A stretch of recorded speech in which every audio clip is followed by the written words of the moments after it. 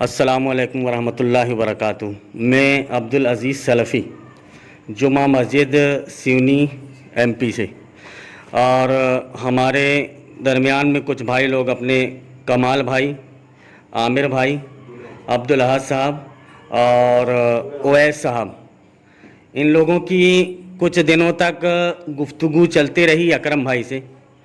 वो चाहते थे कि मौलाना साहब से कुछ बातें समझें ताक़ूत के सिलसिले में। तो अकरम भाई ने मुझसे इजाज़त ली, मैंने भाई लोगों को इजाज़त दी। एक दिन, दो दिन, तीन दिन तक के कुछ बातें चलती रहीं। आमिर भाई का कहने का मतलब आया कि मौलाना साहब बात आगे नहीं बढ़ रही है, हम शुरू कहाँ से करें, हम शुरू कहाँ से करें कि स्टेप बाय स्टेप अपन तय कर लें कि कौन से स्टेप से अपन शुरू करें, तो कहाँ जा कर के कैसी क्या बात एक एक स्टेप में गुजरती जाएगी। तो मैंने फिर ये रखा इनके सामने बात कि मेरे तागूत, उसकी पहचान, उसका हुक्म और उसके साथ बर्ताव के सिलसिले में अभी लगभग 60 प्रोग्राम अपलोड हैं और 20, 25, 30 प्रोग्राम और अपलोड होने के बाकी हैं। आप उन प्रोग्रामों में से एक एक प्रोग्राम को सुन लें, एक एक प्रोग्राम को सुन लें, और जो चीज़ उसमें समझ में नहीं आती आप आकर के वो सवालात लिखवा दें। ऑडियो और वीडियो आप नहीं बनाएंगे, सिर्फ हमारे पास बनेगा, और जब आपको ज़रूरत पड़ेगी वो वीडियो आपको दे दिया जाएगा। ये बात मैंने इनके सामने रखी। और फिर इसके बाद में जब भी ये वीडियोस हमारे कंप्लीट होंगे, चाहे 60 में कंप्लीट हो जाएं या 80 में ही कंप्लीट हो जाएं या 90 में कंप्लीट हों, आपने पूरे वीडियो सुना, पूरे वीडियो सुनने के बाद में जो चीज़ें आपको समझ में नहीं आई हैं, आप एक एक वीडियो सुनकर रोज़ाना उसके सिलसिले में आकर के लिखवा सकते हैं कि मौलाना साहब हमको ये बात समझ में नहीं आई।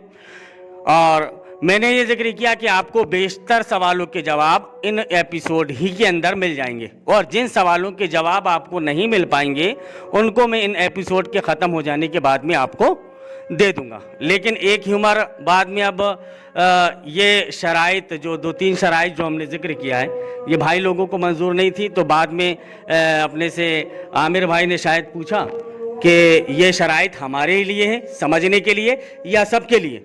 तो मैंने ये कहा कि भाई आप लोगों के लिए ये शराइत हैं, दूसरे लोगों के लिए ये शराइत नहीं। लेकिन अब शहर में एक अफवाह चल रही है कि भाई लोग गए मौलाना साहब के पास बात करने के लिए गए, लेकिन मौलाना साहब जवाब नहीं दे पाए। कहते हैं कि मैं 90 दिन के बाद में जवाब दूंगा, 3 महीने के बाद में जवाब दूंगा। अकरम भाई से बात हुई तो अकरम भाई थर थर काँपने लगे।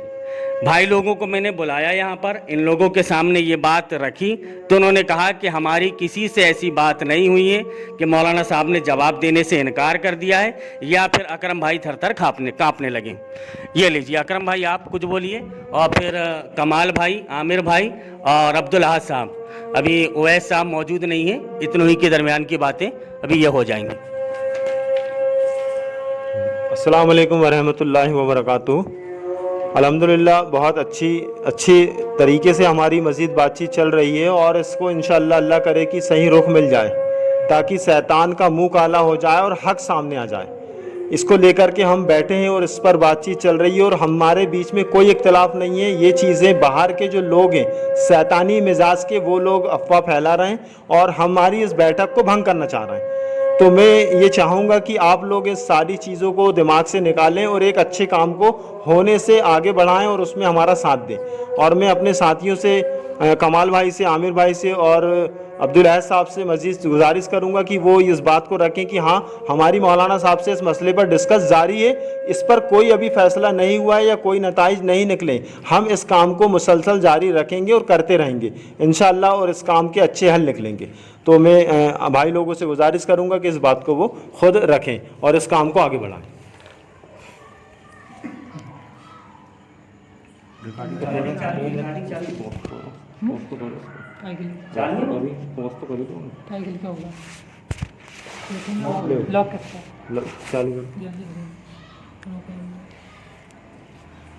शेख इसमें ये बात थी। अस्सलामु अलैकुम रहमतुल्लाहि व बरकातुहू।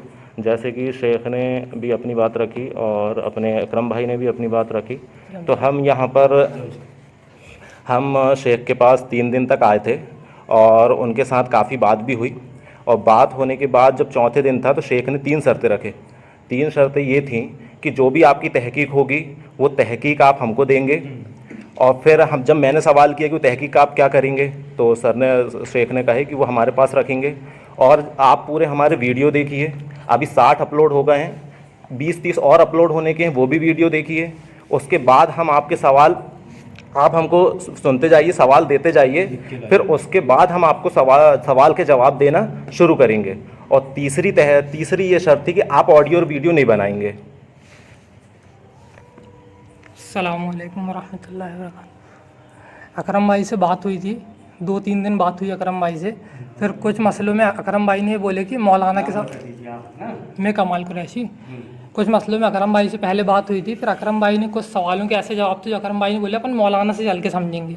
कई मसाइल में ऐसी बात आ जा रही थी वहाँ पे कि मौलाना के पास चलना पड़ेगा अपने को। तो अकरम भाई थर-थर काँप रहे थे क्या? ये वाली बात आना चाहिए कि थर-थर काँपने लगे थे, ये जो भी फैला रहा है ये गलत फैला रहा है। और इसके अलावा जो हमारी जो बात हुई है, इसके अलावा जो भी एक्स्ट्रा जोड़ के बढ़ा रहा है कि ये डर गए, काँप रहे थे, या ऐसा जो भी बातें, या मौलाना ने ऐसा कहे, तो ये सब बातें जो अपनी तरफ से लगाई जा रही हैं ये गलत है। बात ये हुई थी, अकरम भाई से 2 दिन बात हुई, जिसमें से अकरम भाई जिस मसले में अकरम भाई ने बोले कि मौलाना से चल के समझना पड़ेगा। फिर हमारे 3 दिन तक के बैठे।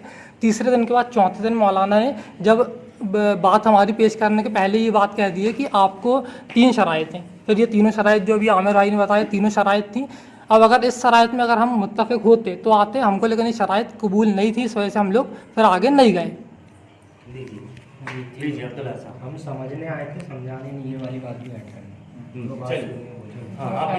अस्सलामु अलैकुम वरहमतुल्लाहि वबरकातुहू। मैं अब्दुल अहद ख़ान। जैसा कि पिछले ऑडियो में कहा गया है, इसी ऑडियो में कहा गया है कि शुरुआत हुई थी अकरम भाई से, और फ़र्स्ट मुलाकात अल्हम्दुलिल्लाह उनके घर में हुई, सेकंड मुलाकात फिर मस्जिद में हुई।